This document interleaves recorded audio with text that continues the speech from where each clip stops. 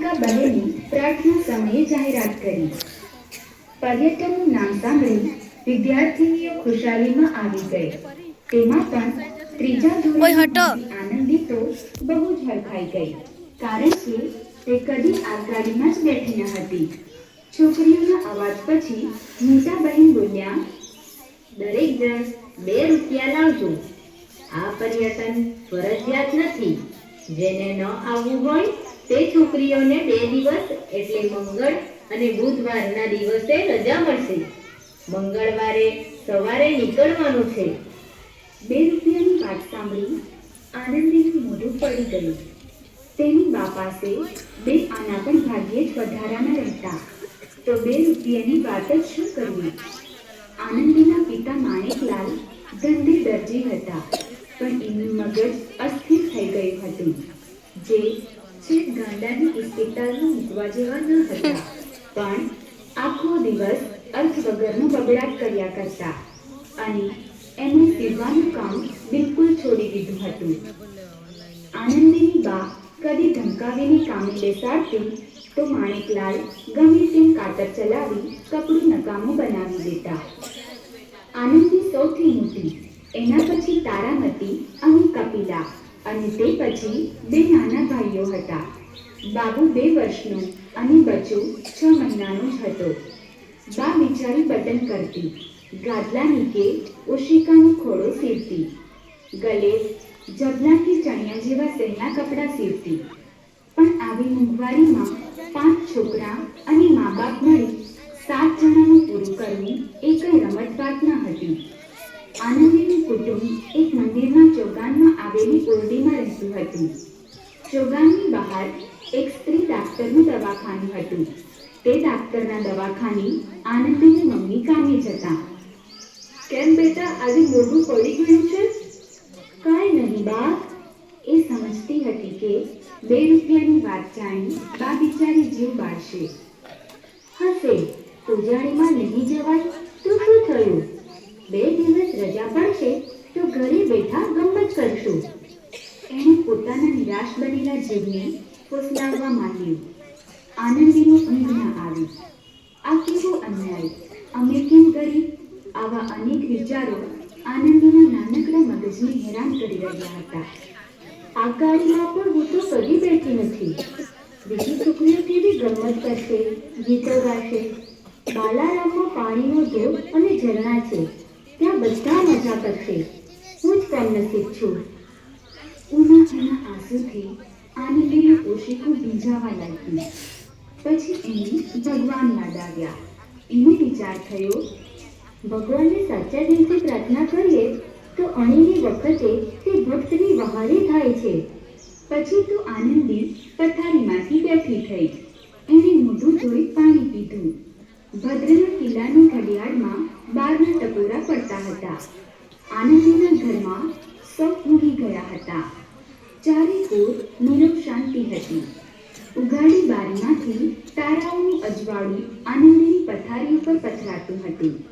પથારીમાં બેઠે બેઠે આનંદીએ ભગવાનને પ્રાર્થના કરી કે, દીનાનાથ, દીનદયાળ, હું ગરીબની છોકરી છું. ધન દોલત, હાથી ઘોડા, હીરા મોતી કે હવેલી મહેલની મને આશા નથી. હું તો માંગુ છું ફક્ત 2 રૂપિયા. એટલી રકમનો તારે શું હિસાબ છે? 2 રૂપિયા ગમે તે રીતે અપાવે તો હે પ્રભુ, તારો ઉપકાર નહીં ભૂલું. પ્રાર્થના કર્યાથી આનંદીનું મન જરા હળવું થયું અને તે ઊંઘી ગઈ. સવારે ઉઠીને તે પોતાની બા સાથે દવાખાને ગઈ. ડૉક્ટરની ખુરશી નીચે 2 રૂપિયાની નોટ પડી હતી. એ નોટ જોઈ આનંદી રાજી રાજી થઈ ગઈ. નક્કી આ નોટ ભગવાને જ મૂકી હશે, એણે મનમાં વિચાર કર્યો. નોટ ખિસ્સામાં મૂકી ઉમરભેર એણે કામ પતાવી દીધું. પાણીનું માટલું ભરવા નળ ઉપર ગઈ ત્યારે આનંદીના પિતા ત્યાં દાંતણ કરતા હતા. તેથી આનંદીને જરા થોભવું પડ્યું. શાંત ચિત્તે એ વિચારવા લાગી, ભગવાને નોટ મોકલી એમ હું કહું છું, પણ ખરેખર તો એ કોઈને જ પડી ગઈ હશે. ડૉક્ટરની હોય કે કદાચ કોઈ ગરીબ ગુરબાની પરાણે એકઠી કરેલી પૂંજીમાંની પણ નોટ હોય. મારાથી તે કેમ લેવાય? ઉજાણીએ જવાનું ન હોત તો હું કદી આ નોટ ખિસ્સામાં મૂકત ખરી? ચોરી કરીને ઉજાણીએ જવાય ખરું? ભગવાન કદી ચોરી કરાવે ખરો? ચોરી કરું તો ભગવાન જરૂર નારાજ થાય. બા જાણે તો કેટલી દુઃખી થાય. ઉજાણીએ નહીં જવાય તો કાંઈ નહીં. આનંદીના મગજમાં ગડમથલ ચાલી. માટલું ભરાઈને છલકાઈ જવા લાગ્યું, પણ એને ભાન જ નહીં. છેવટે ભાન આવતા એ ડૉક્ટરના દવાખાને જઈ પાંદડા ઉપર માટલું મૂક્યું. આનંદી, પેલી મંગુબાઈ હમણાં આવીને કહેતી હતી કે એની 2 રૂપિયાની નોટ ખોવાઈ ગઈ છે. તને જડી છે આનંદી? મંગુ બિચારી ગરીબ છે અને માંડ 2 રૂપિયા ઊભા કર્યા હતા. કોણ જાણે એ જૂઠે બોલતી હોય. આનંદીએ ખિસ્સામાંથી 2 રૂપિયાની નોટ કાઢી ડૉક્ટરના હાથમાં મૂકી. એની આંખમાં આંસુ આવી ગયા. તે જોઈ ડૉક્ટરને ખૂબ નવાઈ લાગી. કેમ રડે છે આનંદી? આનંદીથી ન રહેવાનું અને અંતથી ઇતિ સુધી બધી હકીકત કહી સંભળાવી. ડૉક્ટરબાઈ બહુ દયાળુ હતા. એમણે પોતાનું પર્સ કાઢી અને 2 રૂપિયા કાઢી આપ્યા. તું સાચું બોલી, એનું ઇનામ. આનંદીના પગની પાંખો આવી. દોડતી દોડતી નિશાળે ગઈ.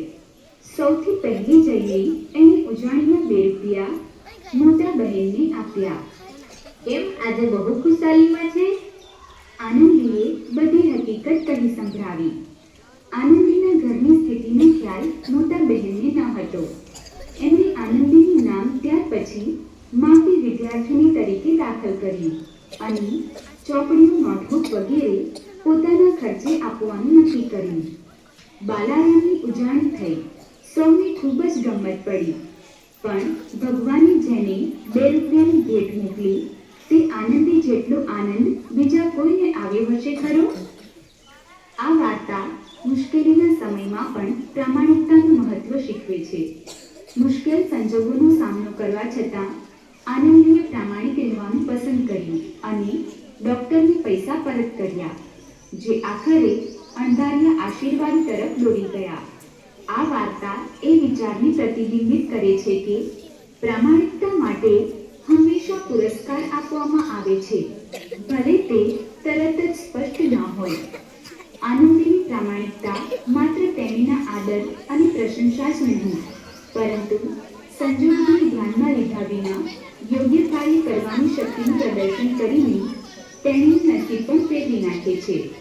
આ વાર્તા દર્શાવે છે કે નૈતિક આચરણ અને સદાચારી વર્તન જીવનના અણધાર્યા પુરસ્કારો અને આશીર્વાદ લાવી શકે છે.